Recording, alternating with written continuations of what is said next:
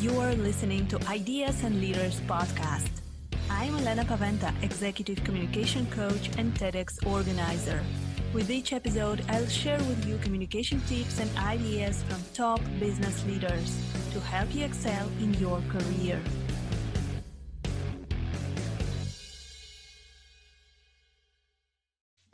Welcome to the new episode of Ideas and Leaders podcast.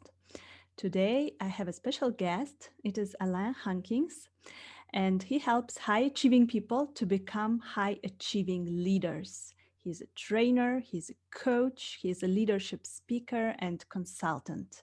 He has an amazing international experience, and recently, he wrote a book called Cracking the Leadership Code: 3 Secrets to Building Strong Leaders. And today we're going to speak about this book.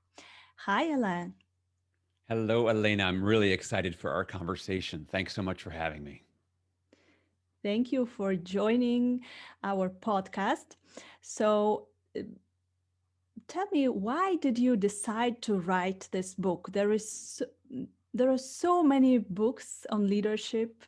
Why did you decide to write Cracking the Leadership Code, and what is different about this book? Sure. Yeah. There are so many leadership books out there. So for me, this wasn't an endeavor where I went, oh, what are my thoughts on leadership? Let me just sit down and write. So first and foremost, I am a leadership practitioner, right? I've spent 25 years working with over 2,000 different groups of leaders in 25 countries.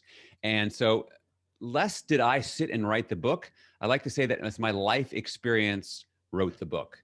And what I did is I started early in my career, and this is true for anyone who's listening, I'm sure you've seen this, is if you do something long enough, you start to see these patterns emerge. And so for me, I was seeing this patterns of leadership behavior, is that all best leaders had certain trends and patterns in common, and all of the lousy leaders had certain patterns in common. And so as I saw this, I started taking notes and writing a blog. I started a blog in 2011, and the blogs kept piling up, and the blogs ended up becoming chapters, and the chapters became sections, and the sections became this book.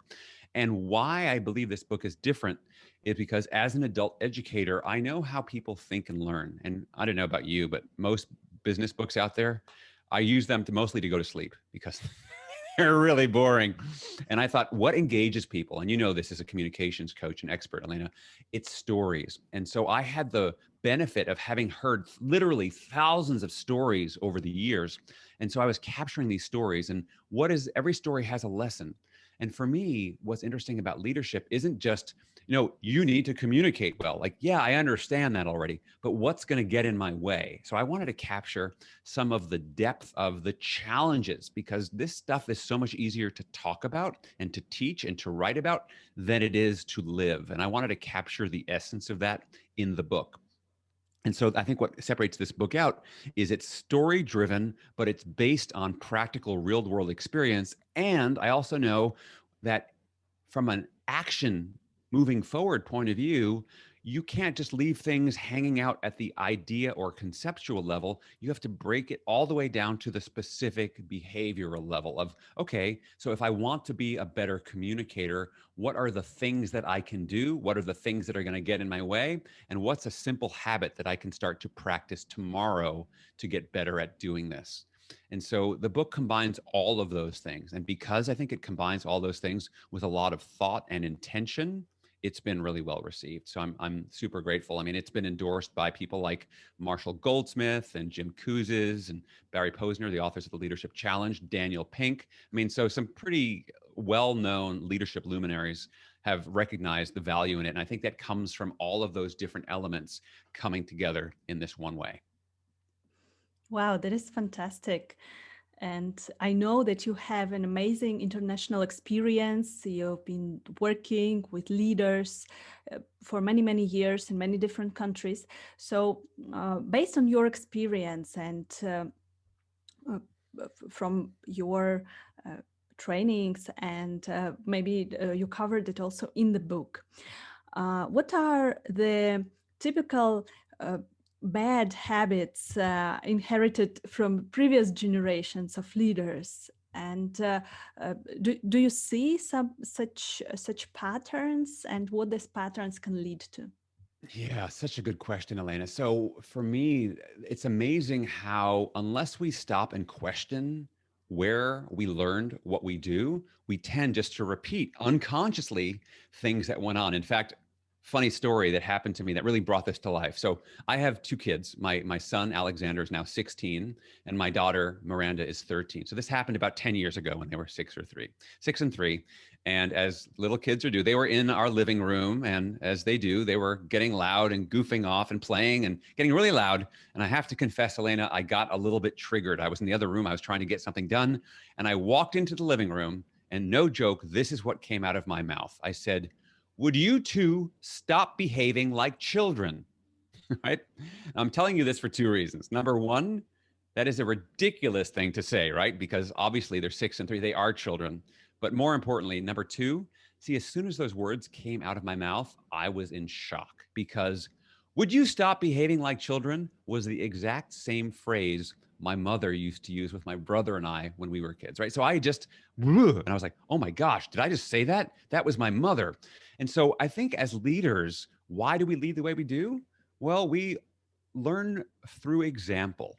And the example in most organizations, if you go back not that long ago, is leadership in the industrial age, where the mindset was command and control. Because when you're working in assembly lines on factory floors, the expectation was the leaders or the management did all the thinking and the workers were the laborers. So basically, the mindset was, I'm in charge, you shut up and you do as you're told. And if you don't like it, there's 5 other people outside that are willing to take your spot. So one of the bad habits that many leaders fall into is once we get the title, I am now the manager, senior manager, right? Associate manager, whatever. Once I have that title, I go into this. I need to know. So, like, I need to have the answers and tell people what to do. When people have problems, I need to fix those problems for them, and they need to do as I say. And so, that trifecta, those three major belief systems, inform antiquated, what I'll call old school leadership. When in fact, in this world of knowledge work that we're living in, it's actually not the role for the leader to be the commander in chief, but rather to be the facilitator in chief. So, in other words, if you have an issue, I need to come over and instead of giving you the answer, be much more coach like in my approach and asking you questions and drawing out and understanding what's going on. Because I have to start, and these are the 3 secrets, by the way, in the book of the 3 secrets of effective leadership, is I have to start by building a human to human connection. Because for knowledge workers, until we have that basis of trust and connection built, we can't perform at our best. And there's lots of studies, and I cite these in the book, that say this, that around that basically people that feel cared for are so much more productive than people who don't feel cared for. So it starts by connecting, and then we have to communicate to create some kind of shared understanding. And I do that much better by listening to you than by telling you as leader. And then once we have that shared understanding, then we can co-create and collaborate and create effective solutions together. So that those are some of the bad habits that so many leaders, even today in 2021, in our knowledge work era, are still living out that inherited legacy. Yes, so this pattern keeps on repeating. If someone Yeah. experienced this some time ago, then maybe they think that this is how it is supposed to work. So, what employees are looking for in the leaders today? Yeah. So, really, what employees want, and there's lots of research out there, and I cite a bunch of different people on this. Number one is more and more, we're seeing, employees aren't going to work just for a paycheck, right? People want much more than a job out of their job. And as we're seeing, especially as we have gone through the coronavirus pandemic and coming out hopefully soon of the other side, is this sense, we used to talk about work and then life, and then we talked about work life balance.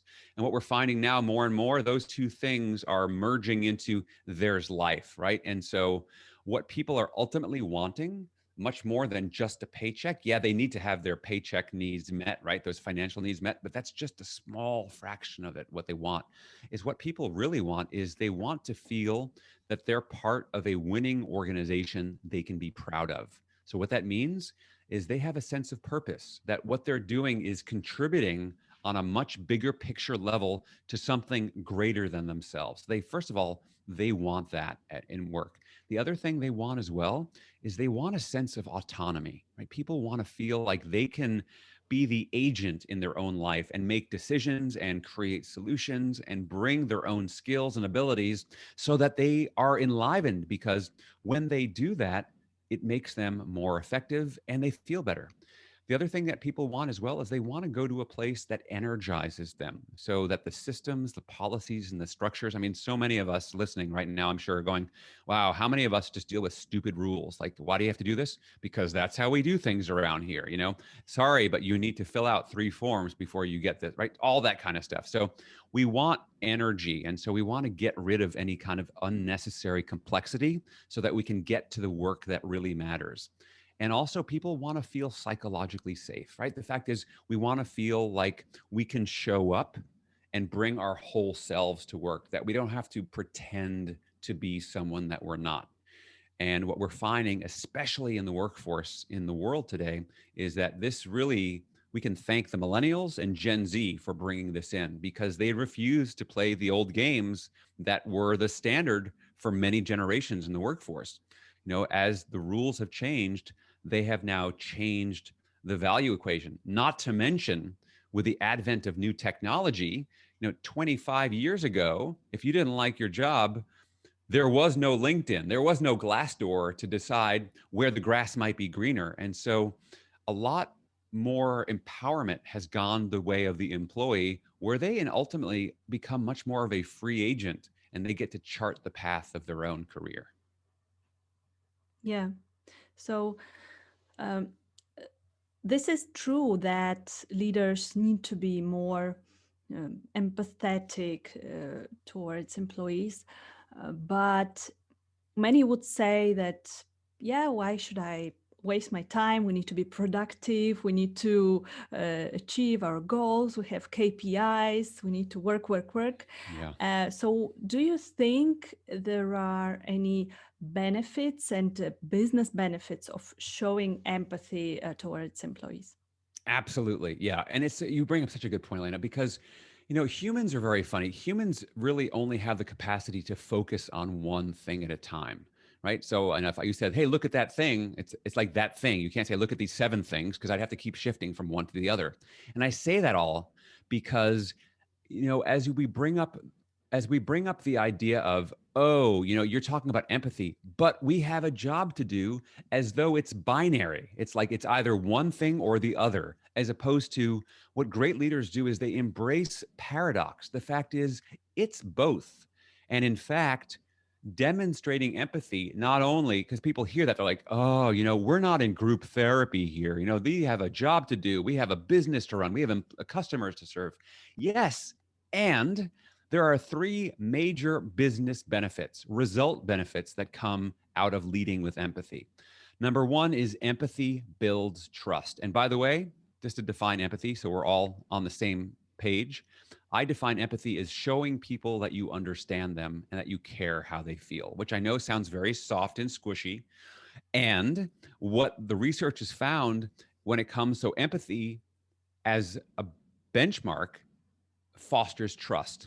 And there was a wonderful study by Watson Wyatt a few years ago that found that this is on total shareholder return. So this is about profitability, is that high trust organizations outperform low trust organizations by a factor of 286%. Okay. So there's a real business case. The first reason empathy impacts your bottom line is trust. The next thing is that when you show empathy, you get better insights. Let's face it, if you know that somebody cares about you and that they show you that they care about you, you're much more likely to come over to them and say, hey, Elena, I've got these ideas for how I think we can work with our customers better. Whereas if you don't show me that level of empathy, Like, well, Elena's kind of a jerk of a boss. I'm just going to do my job and then go home and complain about her to my wife, right? Or my partner.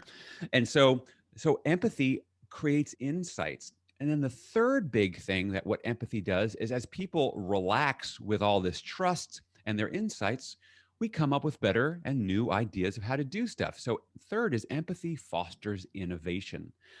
I do a lot of work with training people around innovation. And we talk about that for companies to be truly innovative, they need to have a strategy as to why they're innovative. They need to have a mechanism for generating ideas, a process for selecting those ideas, and then they have to have a climate in which those ideas can flourish. And of all those different elements, the one that is the most important is the climate, right? Because if you don't get your culture right, the rest doesn't matter. I think it was Peter Drucker that famously said, that culture eats strategy for breakfast. And so empathy is a key ingredient to creating what I'll call a human-centered culture. So, what can leaders do? Like, what are the some small things that leaders can do every day in the workplace or in the virtual workplace now to develop this commitment and loyalty Yeah. in their teams? So we start again, we talk about these three secrets. This is about connection, communication, and collaboration. The place I would start is connection. So let's get specific about some things that you can do. So one of the things to consider around connection is that at its core, leadership is a one-on-one human to human relationship. And as leaders, we have to remember sometimes we don't want to sacrifice effectiveness for the sake of efficiency. Let me give you an example, Elena.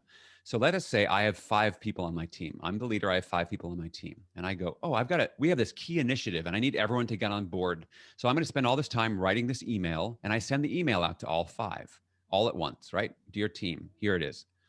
Okay. Which is efficient, right? Because I've just distributed it all out. Here's the stuff. However, I need their commitment. I need their buy-in. I need their engagement to moving this forward. Versus, what if I take that same information that's in the email, but I schedule a one-on-one meeting with all 5 of them? Now, obviously, it's going to take me some more time up front as the leader, but what do I get in return on the back end from their point of view? So the first thing I can do is realize, where do I need to create these one-on-one connections? And by the way, sometimes those one-on-one connections can be really quick, such as, hey, Elena, I was thinking about this and I just wanted to thank you for the great work you're doing here. Like, just to drop in a little commendation in those moments. So it doesn't have to take a lot.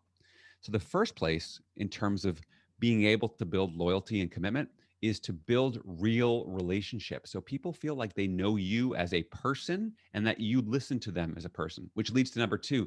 The biggest thing, and I just use the word, is listening. And I call it listening with purpose, which is very different than listening to respond or listening to correct or listening to show people like you're fake listening and now I'm going to tell you what you have to do, right? It's to actually be genuine, be open, be curious, and to be able to park your own assumptions. Because the fact is, the most valuable resource that any of us have, not even at work, but just in life, I believe, is our presence, our ability to fully attend to someone else. So that ability to listen with purpose, people pick up on that. And again, when I ask people, I'd like you to think about the leaders that you have most admired, that you've ever worked with in your entire life, anywhere. One of the qualities that comes up is on some level, it's they saw me, they heard me, they acknowledged me, right? And as Maya Angelou, I'm sure you know this quote, so famous, so useful though, right? Is that, years later, she said, people won't remember what you said, they won't remember what you did, but they'll remember how you made them feel. And so I think understanding, I don't care what industry you work in, it can be high tech or manufacturing or pharmaceuticals. First and foremost, you are in the people business, right? We're all running businesses. The business is only run because of the people, right? There is no business without people. And so we need to embrace that as leaders and lean into it. And especially now with remote work, pandemic conditions, we have to lean in, even using technology as an intermediary, we have to lean in and be exceptionally human as to what we do. Yeah, human to human connection is Very important, and one-on-one communication is very important right now. And I wanted to ask you about communication. As you know, I'm communication coach, and this Yeah. topic is very important for me. And I Yeah. would be interested to know what you think about this. So, what are the main obstacles to communicating well in the organization, especially now when we have this remote work, we have this pandemic situation, we have even more obstacles. So, what obstacles do you see and how we can overcome them? Yeah, such an important thing, right? So, it's interesting because for years and years, when people ask, what are the biggest challenges that you face at work, communication is almost nearly at the top of the list. About 80% of different challenges tend to come into communication. So, there's a few major challenges that come up. The first one that comes up is lack of clarity. And as you know, as a communications expert, this is such a common trap because most of us operate from the belief that, oh, whatever this concept or idea is in my mind, it's so clear to me, it must be clear to everyone else, right? Well, and psychologists call this projection bias, where we unconsciously assume other people have the same exact thoughts as we do, right? So, in fact, I'll tell you an example, non-work example, a story that brings this to life. So, a few years ago, so I live in Western Massachusetts in the United States. And a few years ago, family friends named Pam and Charlie drove up from Washington, D.C. to visit us. And so, just to let you know for the story, our house is a very narrow driveway that's only wide enough for one car. And at the end, it widens out where you can park two cars side to side. And now we are a two-car family. So we have two cars. So when Pam and Charlie came to visit, they parked their car right behind our two cars, which basically blocked us out, right? We could not leave, which is fine until I had to leave. So I asked Pam if she could please park her car in front of the house. And she stopped and she went, "You want me to park where?" I said, "Park your car in front of the house." You sure? Yeah. And so she said, "Okay, I'll park my car in front of the house." And I thought, what is up with Pam? Now, I was going to the airport to leave to do a training. And so I picked up my suitcase, I got in my car, and I started to back down the driveway. And as I'm going backwards, I look over my shoulder, and there's a weird thing catches my eye because you know what I see? I see Pam's car. And she has parked her car. You know where she's parked her car? In front of the house, as in directly in front of the house, as in on the flower beds right in front of the house, like not on the curb, but in front of the house. And as I pulled out, I was like, why? Oh, that's why she was asking me that question three times. Because in my mind, what else can I, when I say park your car in front of the house, the only possible logical thing any human would ever think is park your car on the street, on the curb. But Pam had obviously taken my words literally, right? So this is just an example of that projection bias. And you see this at work all the time, right? How many of us have ever said something like, well, I sent them the email. They should know what to do, right? Or, gosh, can't senior management realize what a stupid process this is? Again, super clear in your own mind, but not clear in anyone else's. And so the role of the leader is to make sure we're not just communicating, but we're communicating to make sure we're both aligned with accurate understanding. So that lack of clarity is a big one. And I'd say another big challenge, especially today, is just information overload, right? Overwhelm. It's just the sheer volume. And the challenge for leaders we have to realize is that more is not better, right? More is just more. And people don't want your information, they want your insight. So, what can you do to create insight? And here's a simple thing that anyone can do if you're not doing it already is just check how clear your subject lines are in your emails, right? How many of us send and receive emails and the subject line has nothing to do with what's inside? How can your subject line be the lead, right? In journalism, they call it the lead, right? The big central message so people know exactly what they're reading and why they're reading it. That's just a simple thing to do. I mean, this is stuff that you know quite well, Elena. So those are a couple of the big examples of things that get in the way, that clutter up our ability to get to understanding. And the reason I touch on why shared understanding is so important is because, again, like we said, in business, we're not just here to talk to each other, we got results to deliver. And so what shared understanding provides, it is the platform on which we take all future action. So if we have shared understanding, we have this level platform that is strong and powerful, and we can build a lot of great things by making good decisions and taking great actions and getting good results. However, if our platform is wobbly and weak because it's a lot of misunderstanding, and I'm sure many of us have had the experience of finishing a meeting and then going out in the hallway and saying, hey, Elena, what did we just decide on? What was that, right? The meeting after the meeting, right? Then we have a very wobbly foundation that is built on misunderstanding, and we're going to take some poor decisions, poor actions, and we're going to get poor results. So that's why we have to be vigilant up front in the planning, the communicating, and the understanding. So let's sum up our tips for leaders, especially for current situation. We are in a remote work, our teams are remote. So Yeah. what can we do to make our virtual workplace more energized? What can we do to make our people more motivated? So one-on-one calls, yes, reaching out to people Yeah. one-on-one and asking them questions. What else can we do? Yeah, well, actually, before we leave, what else we can do? I think the questions that we ask are really useful. So I've written about this a few times in some magazines lately. There are three questions that I recommend that you use as a check-in when you're checking in with people. Again, we talked about the importance of one-on-one connections. So there's three questions, and they go in a very specific order. So question number one, how are you feeling? And not just, I'm fine, how are you? But really, because let's face it, we are living through pandemic times. So the big issues that have always been there, life, death, sickness, health, right? Which frankly, most businesses used to keep under the rug. Suddenly, these are out in the open. So, and also understanding people are going through a lot of mental health challenges these days. So we have to make it, first of all, normalize it. So that is okay not to be at your best every day because this is hard, right? This is crazy times we are living through. You know, I looked up the definition of trauma in the dictionary when this all started back in March of 2020. And the definition of trauma is a deeply distressing or disturbing experience. Now, I don't know about you, Elena, but I think that global pandemic qualifies, right? This is a trauma. So we're Yeah. living through post traumatic stress, and different people respond in different ways. So we can't expect, like, I don't know about you, but I have been super tired and my sleep has been completely interrupted since March.